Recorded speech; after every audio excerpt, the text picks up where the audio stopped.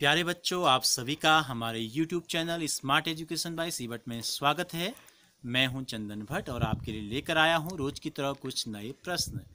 अगर आप इस चैनल पे नए हैं या आपने अभी तक चैनल को सब्सक्राइब नहीं किया है तो सबसे पहले चैनल को सब्सक्राइब कर बेल आइकन को जरूर प्रेस कर लें ताकि वीडियो अपलोड होते ही सबसे पहले आपको सूचना मिल जाए। तीसरे प्रश्न में सर्वसमीकरण का उपयोग करते हुए निम्नलिखित वर्गों को ज्ञात करना है।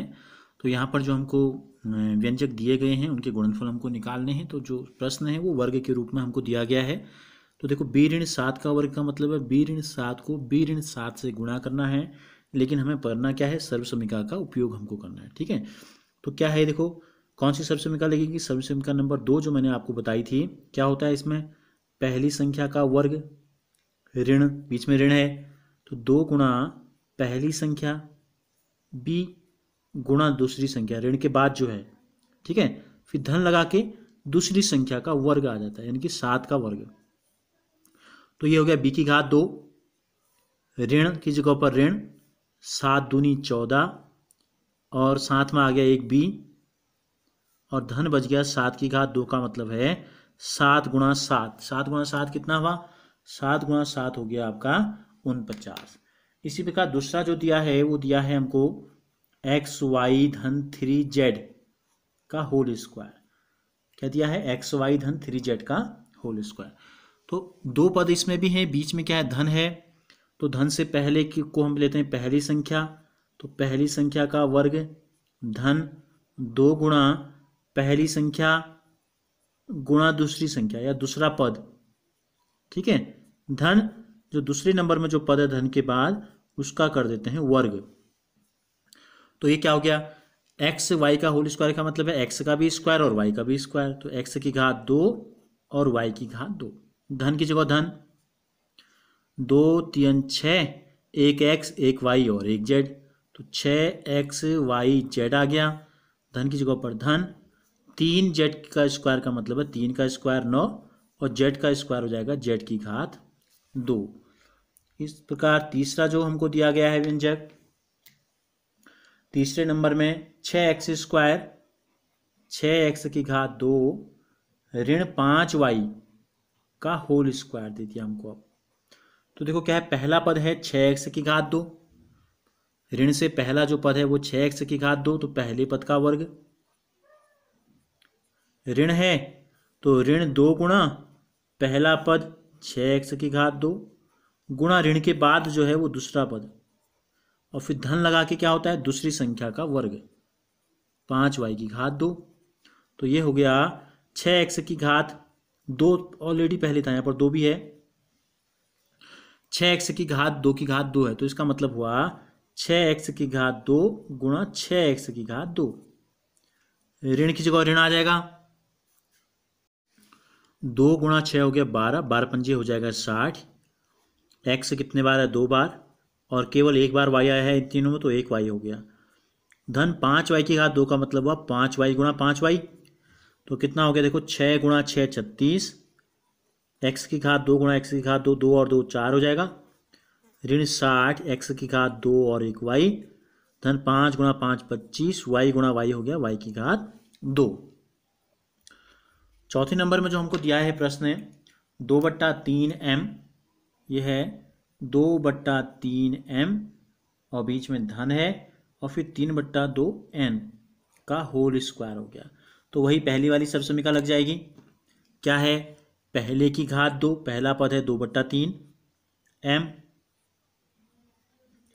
धन 2 गुणा पहला पद 2/3m गुणा दूसरा पद 3/2n, धन दूसरे पद का स्क्वायर 3/2n की घात 2 हो गया। तो ये कितना आ गया, देखो 2 की घात 2 4, 3 की घात 2 3 3 9, m की घात 2 m की घात 2, धन के स्थान पर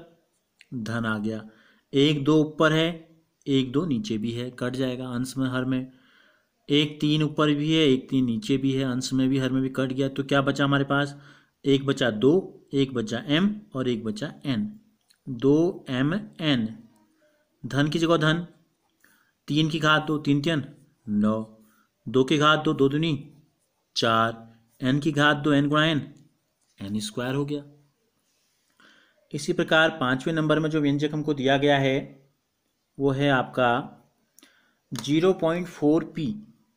0.4p माइनस 0.5p का होल स्क्वायर। तो a ऋण b का होल स्क्वायर हो गया है, भी बीच में ऋण आ गया, तो पहले पद का स्क्वायर, पहला पद क्या है ऋण से पहले 0.4p का वर्ग,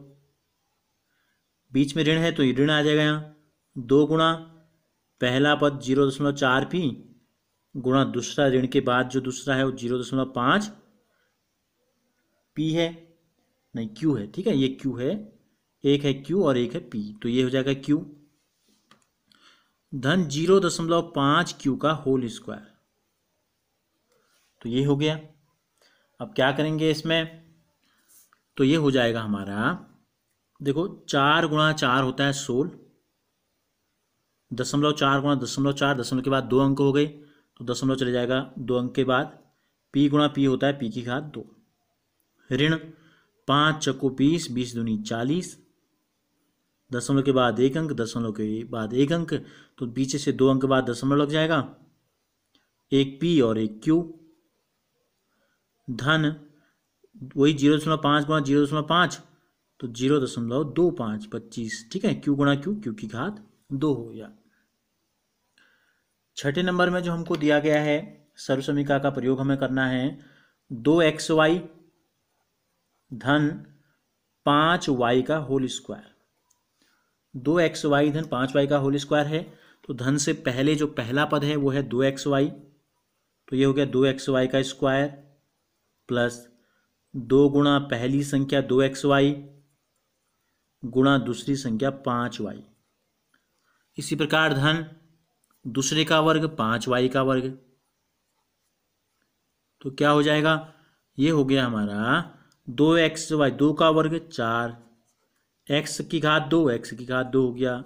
y का वर्ग y की घात 2 हो गया, धन की जगह धन, ये 3 को गुणा करना है, देखो 2 दूनी 4, 4 पंजे 20, एक x और 2y आ गई 20, x तीनों में केवल एक बार है और y यहाँ 2 बार गुणा कर रखा है, तो y की घात क्या हो जाएगी, 2 हो जाएगी, धन